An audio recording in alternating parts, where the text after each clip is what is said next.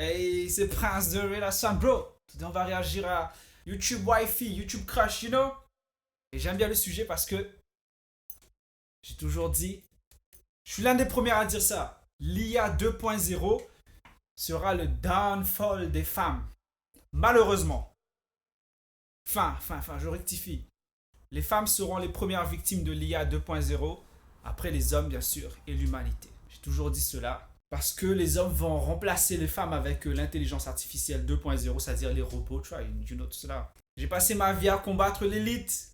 Ils ont toujours gagné. On ne combat plus l'élite. On vit avec. Et on le combat pas au niveau international, mais on le combat en nous. If you know, you know. You know? En gros, je veux dire que les hommes vont... C'est calculé tout ça en fait. C'est le NOM, c'est l'agenda 30, tout cela c'est calculé. La destruction des familles nucléaires, la montée de certains mouvements qui de base étaient pour de bonnes choses et après qui ont fini par être des mauvaises choses, you know. So, j'espère que je vais écouter son avis. J'espère que son avis et mon avis, son argument et mon argument vont finir par s'embrasser, you know. So, n'oublie pas de liker, partager, commenter, let's go, bro. Comment on avait imaginé l'IA vs ce que l'IA est aujourd'hui. C'est ce que j'ai Quand on dit. était plus jeune, on imaginait que l'IA ce serait des robots intelligents prêts à détruire la planète. Il n'y a qu'un chemin. Ultron, c'est mon pote.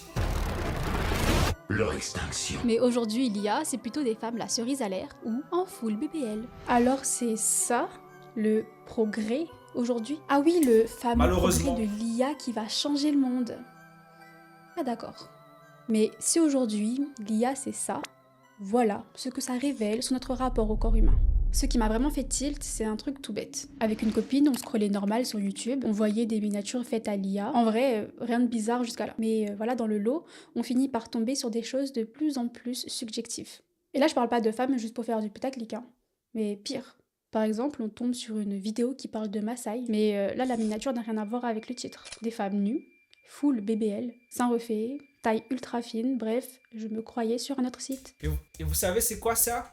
C'est la matrice, le monde, l'élite qui nous habitue à voir ce genre de femmes. You know, des femmes artificielles, gros seins, gros tétés, très fake, très parfait visage. Parce que quand ils vont sortir le robot comme cela, tous les hommes qui ont eu l'habitude de voir ces miniatures comme cela, ils vont dire, ah, dans leur cerveau, c'est le nouveau normal. C'est le nouveau normal, c'est le nouveau femme. Et quand le robot va sortir, damn, it's gonna be crazy, bro. Ils vont tous sauter sur ça. Bien sûr, je dis tous les hommes, c'est pas tous les hommes, c'est une grande partie des hommes d'aujourd'hui, les hommes faibles, les hommes qui ont beaucoup de testostérone très bas. Quoi, les hommes d'aujourd'hui, quoi. La plupart des hommes d'aujourd'hui, ils vont tous sauter sur ce genre de femmes. Et malheureusement, les vraies femmes, ils vont plus les regarder. That's crazy, bro. Le monde de demain is crazy. En vrai, ce genre de corps n'est pas du tout érotisé dans ces cultures, en fait. C'est juste normal, naturel. Et surtout, ça ne ressemble pas à ça. Là, j'ai pixelisé l'écran, mais je vous assure que c'était bien net sur YouTube. Oui, sur YouTube. Alors qu'ils me censurent dès que j'utilise un mot qu'ils aiment pas. La blague. Voilà d'autres YouTube, miniatures quoi. du genre.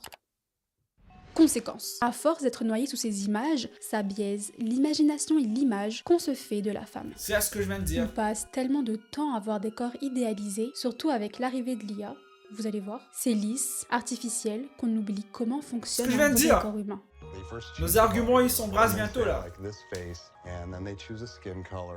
There were so many different kinds of nipples. Chez la femme, pas de pores. Et évidemment, pas de règles. Et honnêtement, j'en ai marre de toutes ces choses chimiques qui doivent entrer dans mon corps. Donc ça fait du bien de revenir à des choses simples, en accord avec le corps, comme avec une culotte menstruelle. Et je suis trop ravie d'avoir découvert ces protections-là de Mademoiselle Culotte. C'est une marque française, testée en What? Collaboration, Collaboration. respectueuse du That is corps et de crazy. la Pour planète. l'instant, Ici, on est jusqu'à 12 heures de protection sans Pour l'instant, plus nos d'odeur. En avis ce moment, s'embrassent un peu. j'aime You know? beaucoup Yeah? la That's céleste. crazy. C'est fait avec une matière respirante. Bon, je sais Et pas si justement, je peux vivant sur une île où il fait chaud, je trouve ça très pratique. C'est parfait pour les climats chauds ou pour faire du sport. Ça maintient. En tout cas, l'intelligence artificielle. Je le recommande pour toutes mes filles des îles. Sera le downfall des femmes. J'aime beaucoup la Aria aussi. C'est détachable. Bon, j'étais le c'est son. très pratique. Les réseaux sociaux, c'était le downfall des hommes normaux. Donc ça passe. L'intelligence artificielle 2.0 sera le downfall des femmes normales. Enfin, femmes lambda, et quoi. elles sont toutes invisibles sous les vêtements. Normal. Et enfin, la That's culotte crazy. Chloé. Ça suit aussi en direct cas, le temps de port de GG la pour culotte la et t'indique quand la changer. collab. On sait tous que l'achat de serviettes ou de tampons, c'est W. plus d'une dizaine. Et en plus, avec mon code Tiffany20, t'as moins 20%.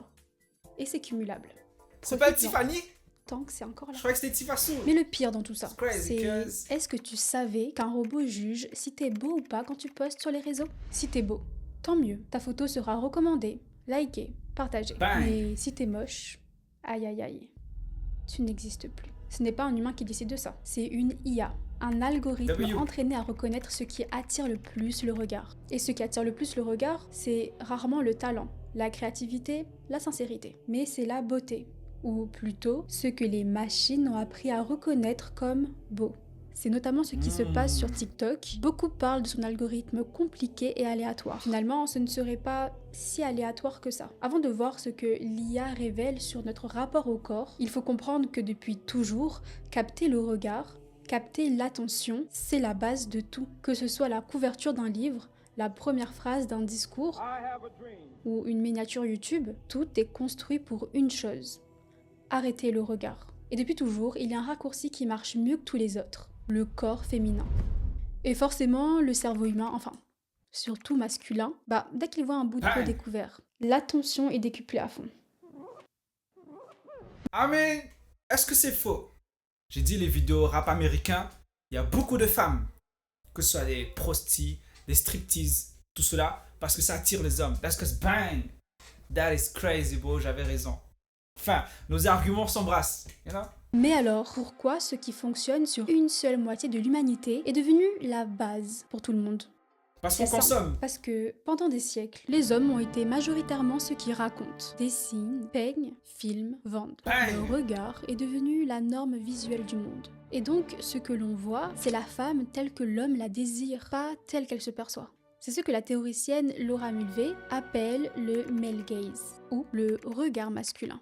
Autrement dit, filmer ou représenter la femme comme un objet Diana de Prince. désir, même quand ce n'est pas le propos.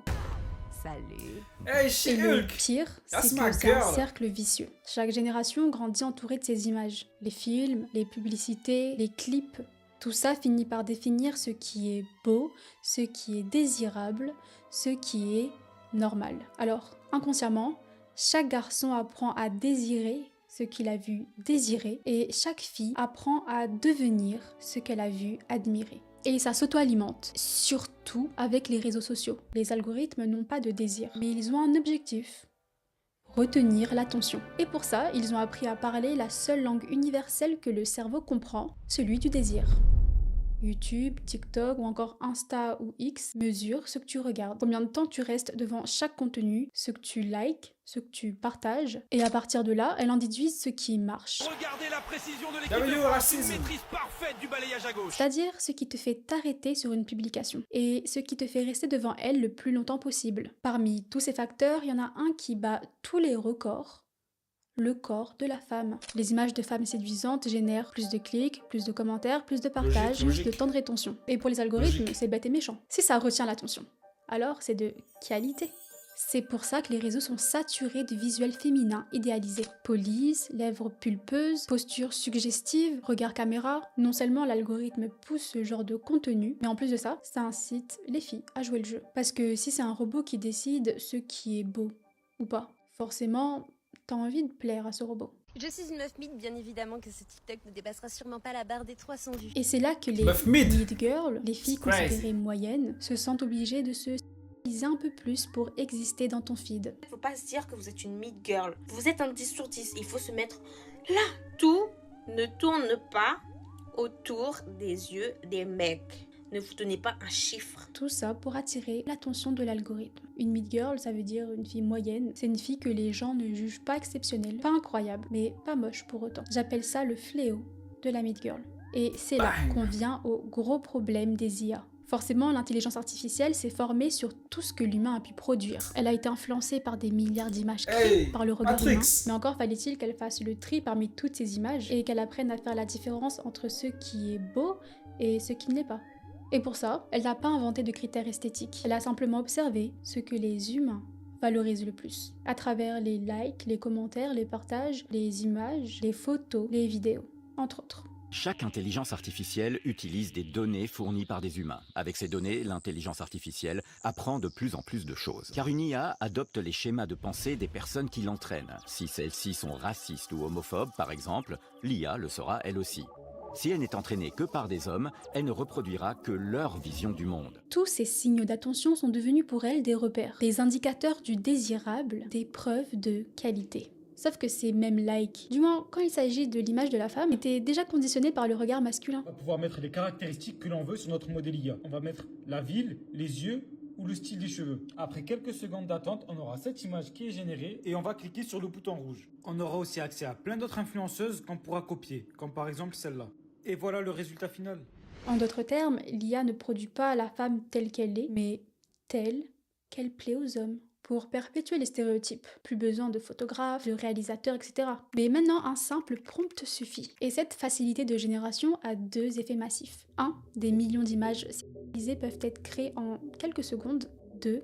Tout le monde devient un potentiel producteur de stéréotypes. Et parfois même de contenu pour adultes, sans avoir à s'exposer. Déjà que beaucoup franchissaient le cap malgré la honte et le risque, imagine maintenant quand tu peux tout faire sans jamais avoir à t'exposer. Tout ça via une IA. Aujourd'hui, la plupart des vidéos générées par IA que tu vas circuler prennent le même schéma. Des femmes hyper sexualisées, irréelles, et derrière ces profils, souvent, des hommes. Cette fille-là gagne 200 000 € par mois sans travailler. Mais le pire, c'est même pas ça, c'est qu'elle existe même pas. Et moi, je vais t'expliquer exactement comment elle a fait. Certains vont même jusqu'à créer des faux comptes OnlyFans avec des personnages entièrement générés par IA. Visage, voix, corps, tout est synthétique. Franchement, pour croire que c'est une vraie personne, faut être un peu naïf, je trouve. Et pourtant, ces profils génèrent de vrais revenus. Sur la plateforme Fanview, par exemple, un OnlyFans réservé aux influenceurs IA, on trouve des influenceuses comme Emily Pellegrini, qui a généré plus de 10 000 $ dès son lancement, ou Fit Etana, qui générerait près de 10 000 € par mois pour proposer un contenu. Les gars qui achètent ça aussi, là, c'est ça aussi le problème. Il faut pointer du doigt aussi les mecs qui achètent ça, qui tombent... On va pas dire qu'ils tombent dans le piège, mais... Ces mecs qui achètent ça, c'est des mecs qui ont le testostérone très bas, quoi. C'est à cause d'eux que le monde... Bon, pas forcément à cause d'eux à 100%, mais une grande partie à cause d'eux que le monde est comme ça aujourd'hui. Du contenu explicite et même des interactions privées. Hey mortales, welcome to Play Aitana. Certaines de ces IA répondent aux messages, simulent des conversations, des émotions et personnalisent leurs réponses selon les désirs de chaque abonné. Et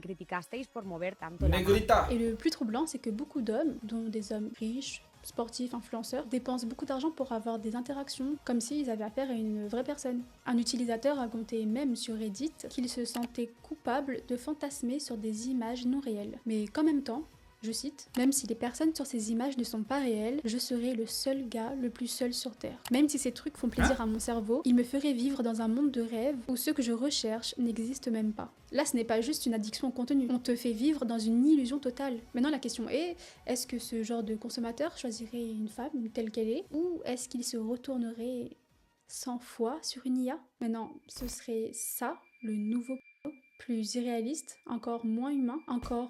Maintenant, imagine que l'élite crée le robot de ces femmes-là.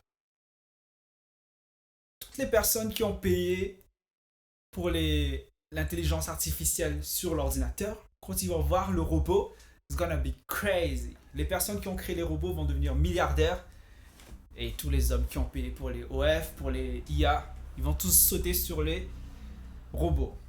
Crazy, bro, crazy. Le monde de demain est crazy. Dans la vraie vie, ça va créer quoi encore comme rapport avec le corps de la femme avec le temps? Moi, je dirais plus de complexes, plus d'attentes, plus de toxicité, plus de violence. Et ça devient flippant. Parce qu'on avait déjà tendance à réduire les femmes à leur apparence physique. Mais avec l'IA, ça risque d'être encore pire. Je veux dire, il y a aussi une déconnexion émotionnelle qui s'installe. You want to be able to actually be with a thinking, feeling human being who can have conversations with you, who can empathize with you. You know, it's so funny. I don't miss that. plus les hommes vont s'habituer à des figures féminines parfaites virtuelles, plus ils vont perdre l'habitude d'interagir avec des vraies émotions. La sensibilité, la complexité, les limites, les désaccords, tout ce qui fait une vraie personne, quoi. I was married for 15 years. Creating a companion that you can physically program, they won't lie to you, they will always be honest, they will have no malice. Là, avec l'IA, il n'y aura jamais de frustration, jamais de contradiction, jamais de besoin à prendre en compte. Et c'est logique de penser que certains finiront par préférer ces relations lisses et fausses, plutôt que le monde réel où il faut composer avec l'autre. Une vraie déconnexion émotionnelle. Une dystopie, le nouvel ordre mondial, l'agenda 40, l'agenda 30, l'agenda transhumanisme. Tout ça, je l'avais déjà dit il y a 10 ans de cela. Et du coup, on va avoir quoi comme attente vis-à-vis de nous maintenant? Ça va créer deux catégories de femmes en fait. Les fausses, sans vraies émotions quoi, et les vraies, qui seront jugées comme des sous-femmes. Par exemple, Ana de Armas est considérée par beaucoup d'hommes comme la plus belle femme du monde depuis qu'elle a joué dans le film Blade Runner je la trouve où elle tient le rôle de Joy, une intelligence artificielle. Dans le film, elle représente une femme, certes, mais elle reste surtout un fantasme technologique. Je veux dire, elle est douce, calme, serviable, elle a pas d'hormones, elle a pas d'enfants, elle a pas ses règles. Est-ce que c'est pas ça, surtout, qui a joué en sa faveur pour être considérée comme la plus belle femme du monde par le public masculin? Honnêtement, on va dire la vérité, même... Enfin, j'allais dire même... Tivassu est plus belle que Ana de Armas. Let's keep it 1000.